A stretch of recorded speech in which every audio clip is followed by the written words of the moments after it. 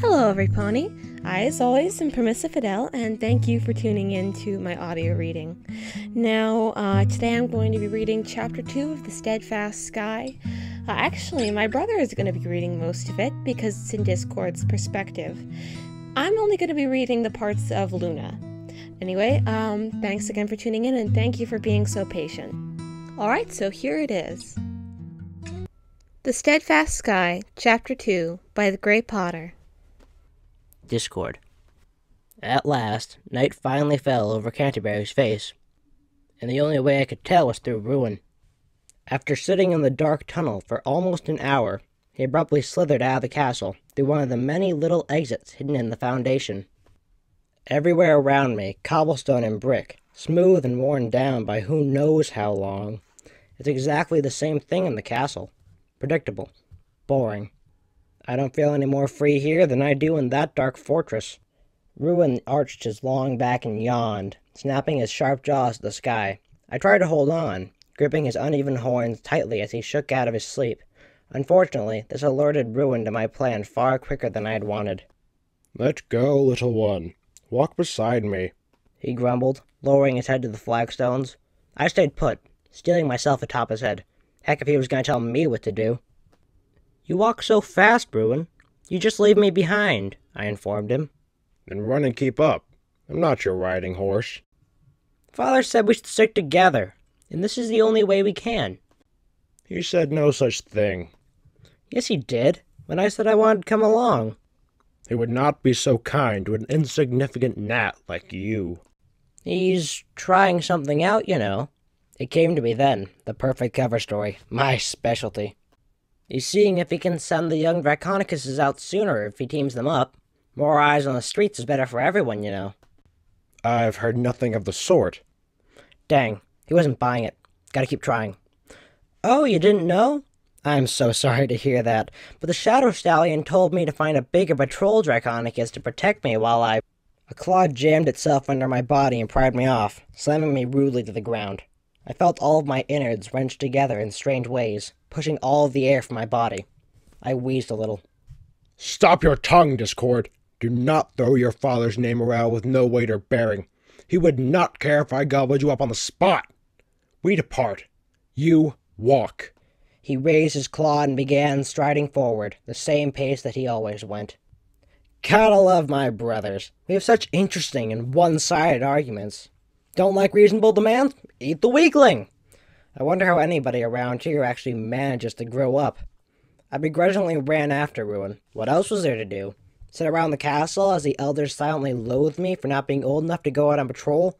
For leeching out for their food and returning nothing? I guess what I'm trying to say is, life kind of sucks right now. It's boring, predictable, and nobody appreciates my existence, let alone anything I do. I need to grow up, or just get the heck out of here. But, right at this moment, I need some air. I need to follow Ruin around and pretend he was cool.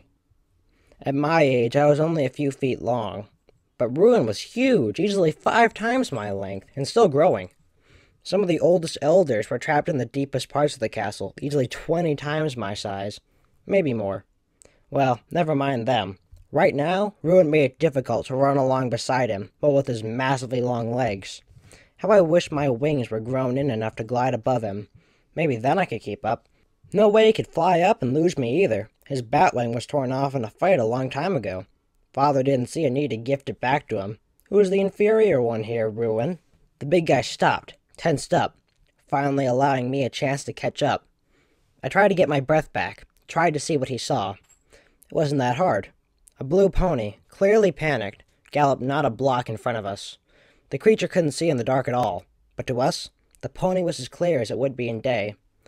Ruin flowed forward, following the pony around the corner. I heaved a sigh as I tried to keep up, but by the time I got there, it was already done. Ruin's shadow flowed around the pony, surrounding it completely, coating it. A moment later, the creature was gone. I hurried forward as Ruin straightened himself. Why do we send the ponies in the streets back to the castle anyway? Ruin raised a bushy eyebrow at me. Well, no. I know why we send them to the castle, but why do we only limit ourselves to the streets? These houses must be full of ponies. Why don't we just bust down a door and take them too. It's not your place to question father. And that was apparently that. He stalked off. I'm just wondering. It is not your place to wonder either. We execute his will, and he states that at night we take the ponies off the streets. That is all. He continued to stride forward.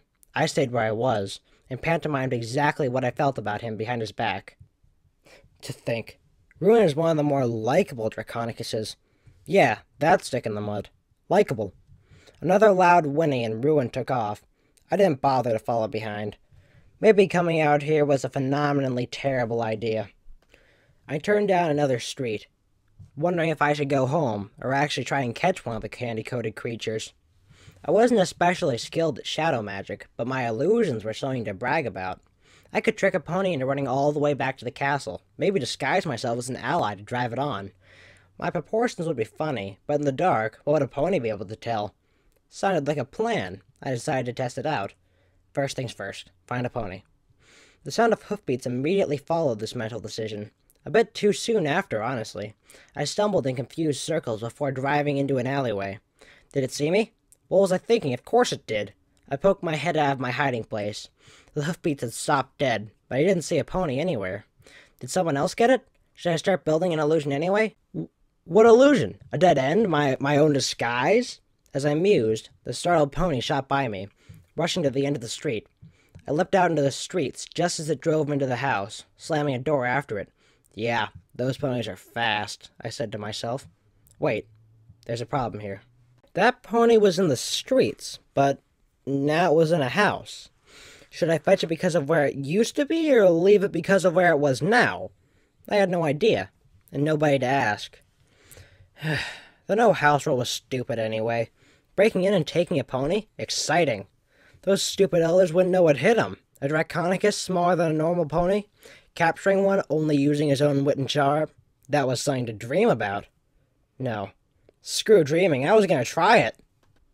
I strolled up to the house, watching as it slowly began lighting up, despite thick curtains. Was that pony first to get home? Or maybe it was the only one living there. Perfect. I could manage to trick one pony much easier than attempting to trick a family. How big were their family units anyway? I'm sure the Shadow Stallion didn't make all the ponies, but then what did make the ponies? Did they have their own father, or fathers? How many ponies did said father make each year? I guess I don't know much about ponies, but that didn't matter at all. I found a window, away from the lights, up on the second floor. It was difficult to shove open, but I did my best, which wasn't very good at all.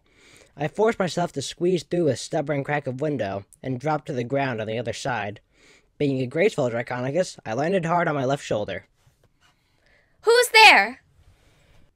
Well, this was going just perfectly. A dim blue glow lit the room briefly, illuminating the pony, the smallest pony I had ever seen. I mean, it was shorter than me, and that's saying something. It was hard to tell what color she was in the brief flash of light, but my best guess would be blue, like the glow.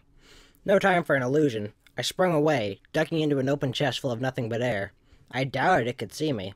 Most ponies couldn't. So, of course, comedy demanded the little pony's head poked over the lip of the box and stared at me. Hi there. It said. What are you doing in my toy box? I blinked up at it. Hiding? From what? From me? I guess so. Well, I'm not gonna hurt you. Are you afraid of me? Of course not. Isn't that a question I should be asking her? I wondered if the pony could really see me. I must look crazy to her with my mismatched limbs and snake-like body.